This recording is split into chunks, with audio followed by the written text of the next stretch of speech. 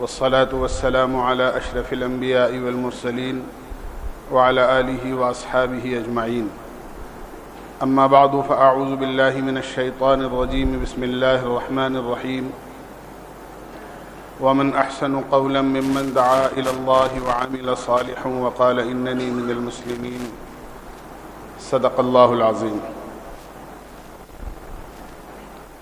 میرے بھائیوں، دوستوں، عزیزوں اور بزرگوں، پہلی بات تو یہ عرض کرنی ہے، پوری دنیا کے انسان جہاں کہیں بھی رہتے ہوں، بستے ہوں،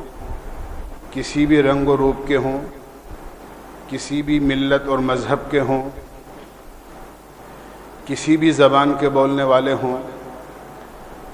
سارے کے سارے ایک ماں باپ کی اولاد ہیں. ساری کی ساری انسانیت گویا ایک پریوار ہے، کیونکہ قرآن کریم جو اللہ کی مقدس اور پاک کتاب ہے، اس میں حق تعالی شانہ نے ارشاد فرمایا ہے، یا ایھا الناس انا خلقناکم من ذکر و انثی وجعلناکم شعوبا وقبائل لتعارفوا ان اکرمکم عند اللہ اتقاکم، کہ تمہیں سارے انسانوں کو اللہ تعالیٰ نے ایک ماں باپ سے پیدا کیا ہے. تمہارے اندر جو قبیلے ہیں، برادریاں ہیں، آپس میں جو سماج ہیں، وہ ایک دوسرے کی پہچان کے لیے ہیں، تاکہ شناخت ہو سکے، ایک دوسرے سے پہچانا جا سکے. ان اکرمکم عند اللہ اتقاکم، اللہ کے یہاں قابل اکرام اور قابل عزت وہی آدمی ہیں، وہی انسان ہیں جو اللہ سے ڈرنے والا ہو، اس کے حکم پر عمل کرنے والا ہو اور اس کی بتائی ہوئی باتوں پر عمل کرنے والا ہو. اس لیے قرآن کریم کے اس تعلیم کے مطابق ہر انسان کو یہ بات چاہیے اور ہمیں اس بات کا خیال رکھنا چاہیے کہ ہم سب ایک ماں باپ کی اولاد ہیں. جس طرح سگے اور حقیقی بھائی بہنوں کے درمیان میں محبت ہوتی ہے، تعلق ہوتا ہے،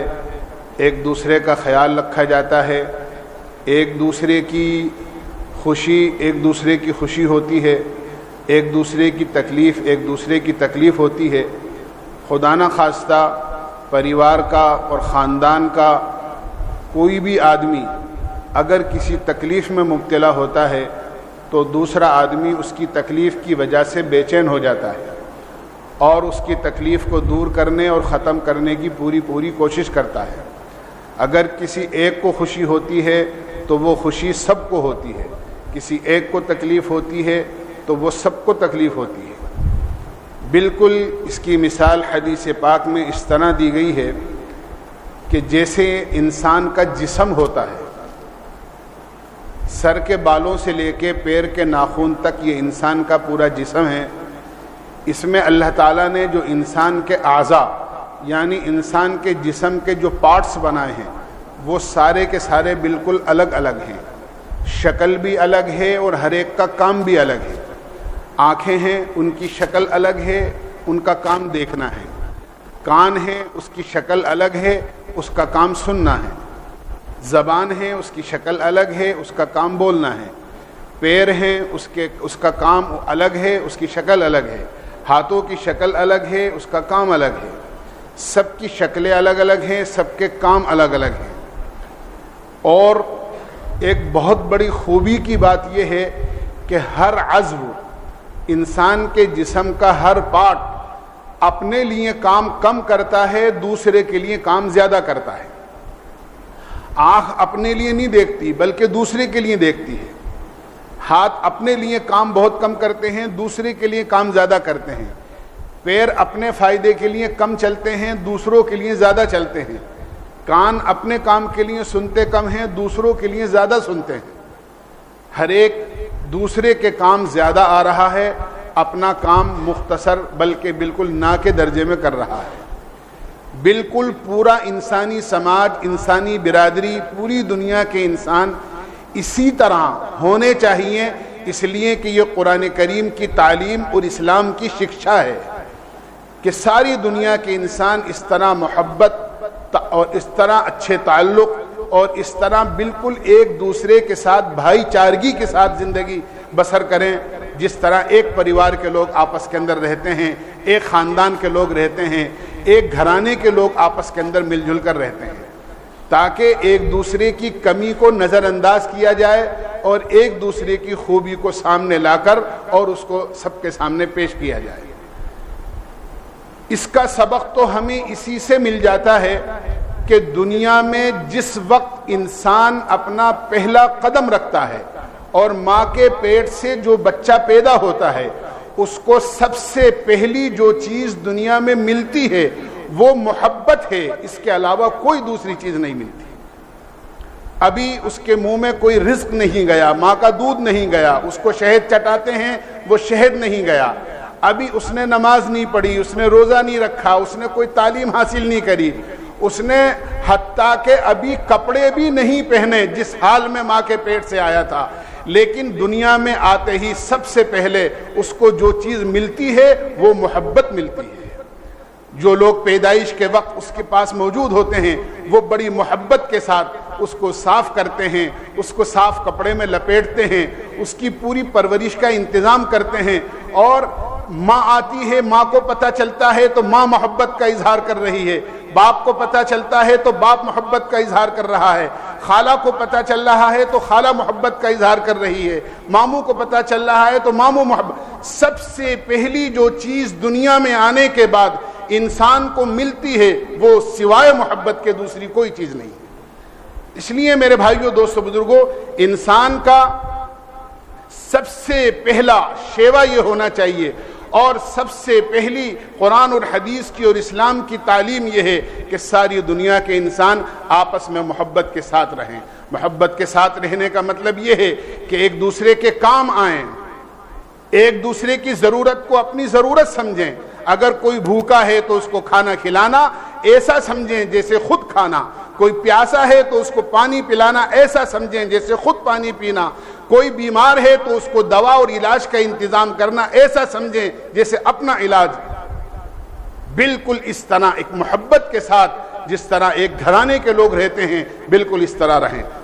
حدیث پاک میں جناب رسول اللہ صلی اللہ علیہ وسلم نے ارشاد فرمایا، الراحمون یرحمہم الرحمن، دنیا میں جو لوگ محبتیں تقسیم کرتے ہیں، پیار و پریم کے ساتھ رہتے ہیں، ایک دوسرے کے ساتھ اچھا تعلق قائم کرتے ہیں اور کسی مصیبت زدہ پر، پریشان حال پر مہربانی اور رحم کا معاملہ کرتے ہیں، فرمایا یرحمہم الرحمن، آسمان والا ان پر رحم کرتا ہے۔ پھر فرمایا ارحموا من فی الارض یرحمکم من فی السماء، تم زمین والوں پر رحم کرو، آسمان والا تم پر رحم کرے گا۔ اللہ کے نبی علیہ الصلاۃ والسلام کے پاس ایک عورت کا حال بیان کیا گیا کہ اس نے بلی کو پالا لیکن وقت پر اس کو کھانا نہیں دیا اور بھوک کی وجہ سے وہ مر گئی۔ اللہ کے نبی علیہ الصلاۃ والسلام نے ارشاد فرمایا وہ عورت جہنمی ہے، چاہے وہ اپنی ذات سے بڑی نیک تھی، نماز روزے کی بڑی پابند تھی، لیکن اس نے اللہ کے مخلوق کے ساتھ زیادتی کی، اس کو چھوڑا بھی نہیں کہ وہ اپنا رزق کہیں تلاش کر لیتی، اس کو باندھ کر رکھا اور اس کی روزی اور کھانے کا انتظام نہیں کیا۔ اس کے مقابلے میں ایک عورت جو نماز روزے کی پابند نہیں تھی بلکہ بہت زیادہ گناہگار تھی،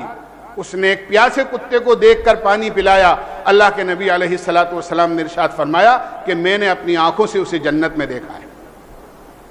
اس لیے اللہ کی مخلوق پر رحم کھانا، اس کے ساتھ اچھا برتاؤ کرنا، اس کے ساتھ محبت کے ساتھ رہنا، یہ اسلام کی اور قرآن کی سب سے پہلی اور سب سے بنیادی تعلیم ہے۔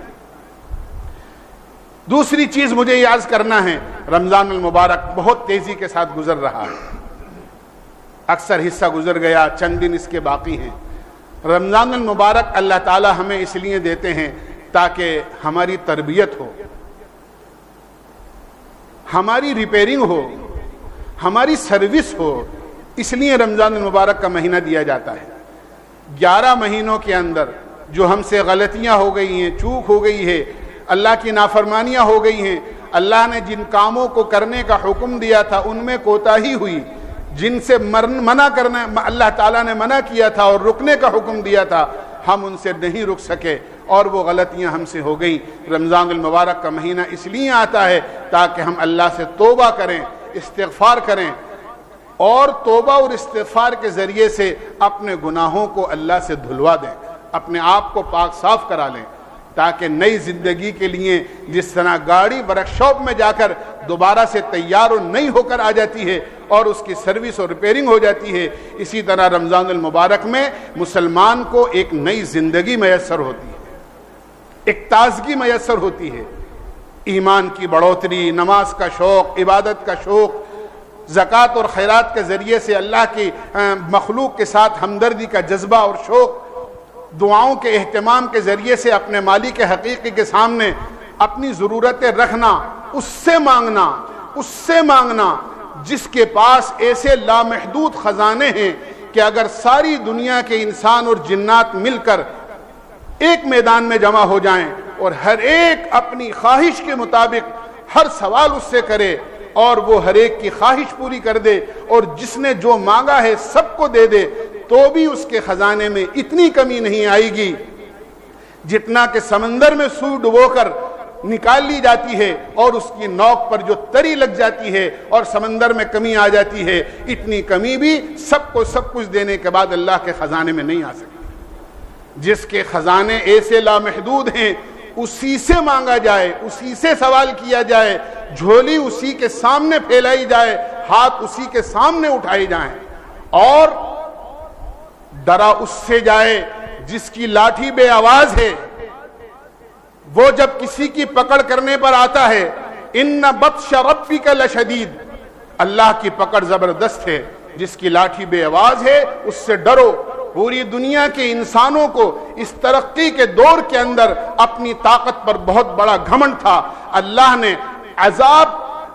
ایک وائرس کی شکل کے اندر دنیا میں بھیجا اور پوری دنیا کو یک لخت عاجز کر دیا۔ دنیا اپنی ترقی کے باوجود، اپنی سائنسی ترقی کے باوجود، ٹیکنالوجی کی ترقی کے باوجود آج تک ایک وائرس کی دوا تلاش نہیں کر سکی ہے۔ یہ اللہ کا ایک عذاب ہے جو آسمان سے اترا ہے، جو بغیر اللہ کے سامنے ہاتھ پھیلائے ہوئے اور بغیر اس بات کے کہ اس کی پکڑ سے ڈرے بغیر یہ چیز ختم نہیں ہو سکتی۔ اس لیے اللہ کے سامنے توبہ کرنا، گناہوں سے معافی مانگنا اور اس کے سامنے گڑ گڑانا اور عاجزی سے،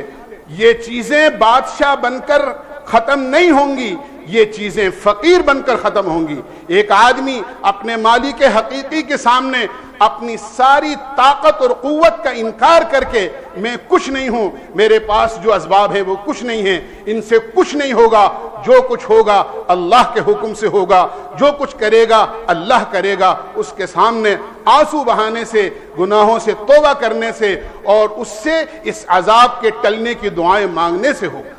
اس لیے ہم اللہ سے خوب رجوع کریں۔ رمضان المبارک کا مہینہ بہت تھوڑا سا باقی رہ گیا ہے، اسی کے اندر ہو سکتا ہے کسی طاق رات میں سے کوئی طاق رات ایسی ہو جو شب قدر ہو، اس لیے ان راتوں کو جاگ کر اللہ تعالیٰ سے خوب دعائیں مانگیں اور اپنے آنے والی زندگی کے لیے، اپنی آنے والی نسل کے لیے، اپنے پریوار کے لیے، اپنے شہر کے لوگوں کے لیے، اپنے ملک کے لوگوں کے لیے اور پوری دنیا کے انسانوں کے لیے خیر کی، بھلائی کی، عافیت کی، دنیا اور آخرت کی ہر قسم کے سکون کی، اور خاص طور سے یہ چھوٹی بڑی بیماریاں جنہوں نے انسانوں کو دنیا میں عاجز کر رکھا ہے، ان بیماریوں سے حفاظت کی اللہ سے خوب دعا مانگیں تاکہ اللہ تعالیٰ ان بیماریوں سے اور اس قسم کی بیماریوں سے ہمارے شہر اور صوبے اور ملک بلکہ پوری دنیا کو اللہ تعالیٰ اس قسم کی بیماریوں سے پاک کر دے اور پوری دنیا کو امن، شانتی اور پوری دنیا کو سکون اور اطمینان کا گہوارہ اللہ تعالیٰ بنا دے۔ اس کی دعائیں ہمیں مانگنی چاہیے اور اپنی ایک زندگی کے بارے میں آئندہ کے لیے فیصلہ کرنا چاہیے۔ اب تک ہماری زندگی اللہ کی نافرمانی میں گزری،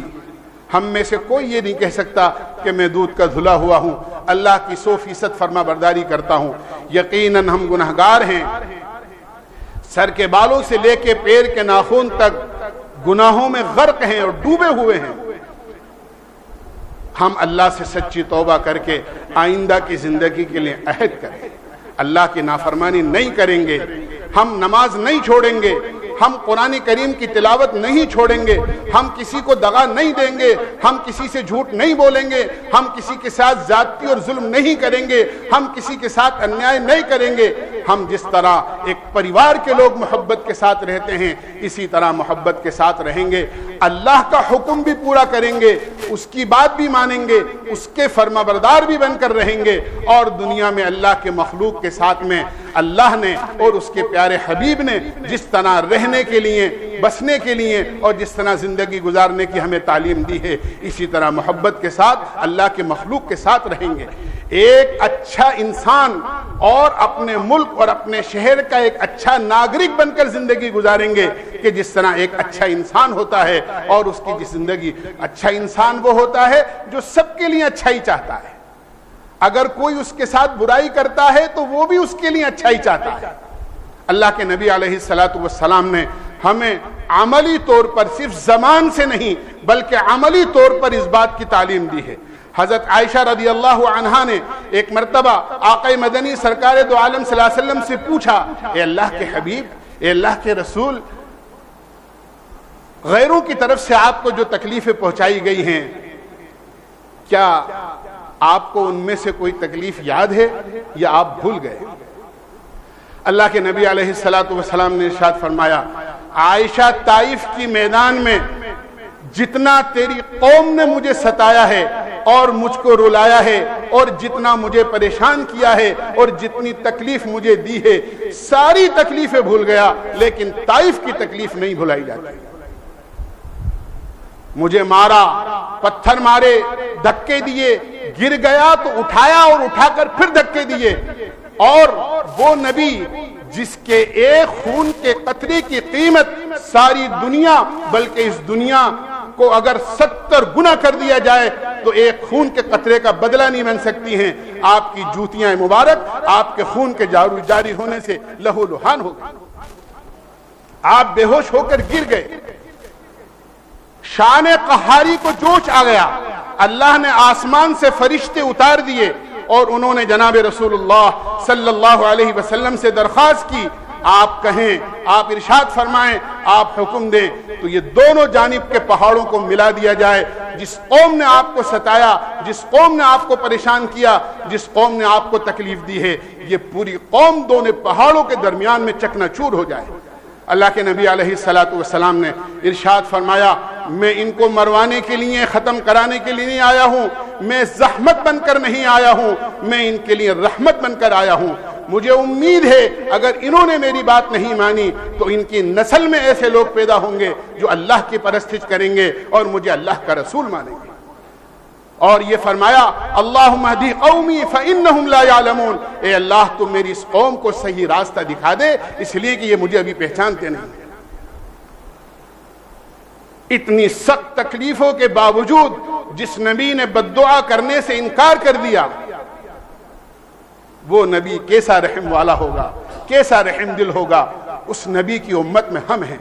اس لیے میرے بھائیوں، دوستو، بزرگوں، ہم معمولی بات پر ایک دوسرے سے جھگڑ لیتے ہیں، معمولی بات پر ایک دوسرے سے کینہ دل میں رکھ لیتے ہیں، معمولی بات پر دلوں میں دشمنیاں پیدا کر لیتے ہیں۔ اپنے دل کو اپنے مسلمان بھائی کے اعتبار سے بھی اور بلکہ ہر انسان کے اعتبار سے اپنے دل کو بالکل پاک و صاف رکھیں، اور یہ سوچیں سب اللہ کے بندے ہیں اور اللہ نے اپنے بندوں کے ساتھ خیر خواہی کا ہمیں حکم فرمایا ہے، اور سب سے بڑی خیر خواہی یہ ہے کہ میں اللہ کے بندوں میں سے کسی بندے کا کوئی دشمنی، کوئی عداوت، کوئی کینہ، کسی قسم کی کوئی میل اپنے دل میں نہ رکھوں، بلکہ اللہ کی ہر مخلوق کی طرف سے اپنے دل کو بالکل صاف رکھوں۔ یہ اسلام کی تعلیم ہے، یہ قرآن کی تعلیم ہے جو قرآن نے ہمیں دی ہے۔ اس لیے میرے بھائیوں دوستو بزرگوں ہمیں اپنی زندگی کو اچھا بنانا ہے، ایک اچھا انسان بنانا ہے، ایک اچھا مسلمان بنانا ہے۔ اچھا انسان اچھے کپڑوں سے، اچھا انسان اچھی سواری سے، اچھا انسان اچھے مکان سے، اچھا انسان بہترین قسم کے جو ہے کاروبار سے اور اچھے خاصے بینک بیلنس سے نہیں بنتا ہے۔ اچھا انسان اچھے کردار سے بنتا ہے، اچھا انسان اچھے اخلاق سے بنتا ہے، اچھا انسان اللہ کے مخلوق کے ساتھ محبت سے بنتا ہے۔ اللہ کا اچھا انسان اللہ کے ساتھ بھی اس کا اچھا تعلق ہو اور اللہ کے مخلوق کے ساتھ بھی اچھا تعلق ہو، اچھا انسان اس سے بنتا ہے۔ ہمیں اس کی نیت کرنی ہے اور اس کی کوشش بھی کرنی ہے اور اللہ سے اس کی دعائیں بھی مانگنی ہے۔ اخیر میں یہ بات عرض کروں گا، الحمدللہ ہم نے رمضان المبارک کے روزے رکھے، نمازیں پڑھی، قرآن پڑھا، دعائیں مانگی، تہجد پڑھی، زکوٰۃ کی شکل میں اللہ کے بندوں کی خیرخواہی اور ہمدردی کی، جن کی باقی ہے انشاءاللہ امید ہے کہ وہ سارے کے سارے ادا کر دیں گے۔ اس کے علاوہ صدقہ فطر کے سلسلے میں یہ بات مجھے عرض کرنی ہے کہ جس طرح رمضان المبارک میں مسلمان اپنے مال کا حساب لگا کر زکوٰۃ ادا کرتا ہے، اسی طرح عید کے دن ایک صدقہ اس پر واجب ہوتا ہے۔ عید کی نماز کو جانے سے پہلے اس کو ادا کرنا ہوتا ہے، اپنی طرف سے اور اپنی نابالغ اولاد کی طرف سے اس کو ادا کرنا ہوتا ہے۔ فطرہ 1.25 سیر گیہوں یا اس کی قیمت ادا کی جاتی ہے۔ اس سال شہر میں جو اناج کا بھاؤ اور غلے کا بھاؤ ہے اس کے اعتبار سے جو قیمت ایک فطرہ جو طے کیا گیا ہے ایک آدمی کی طرف سے وہ 45 روپے طے کیا گیا ہے۔ چاہے بڑے کی طرف سے دیں میں چاہے چھوٹے کی طرف سے دیں، 45 روپے ایک آدمی کی طرف سے صدقہ فطر ادا کیا جائے گا۔ اللہ تعالی ہمیں عمل کی توفیق نصیب فرمائے، ہمارے رمضان کے روزوں کو قبول فرمائے، تراویح کو قبول فرمائے، اور باقی جو حصہ بچا ہے رمضان المبارک کا اس کو اچھے طریقے سے گزارنے کی اللہ ہمیں توفیق نصیب فرمائے۔ وآخر دعوانا ان الحمدللہ رب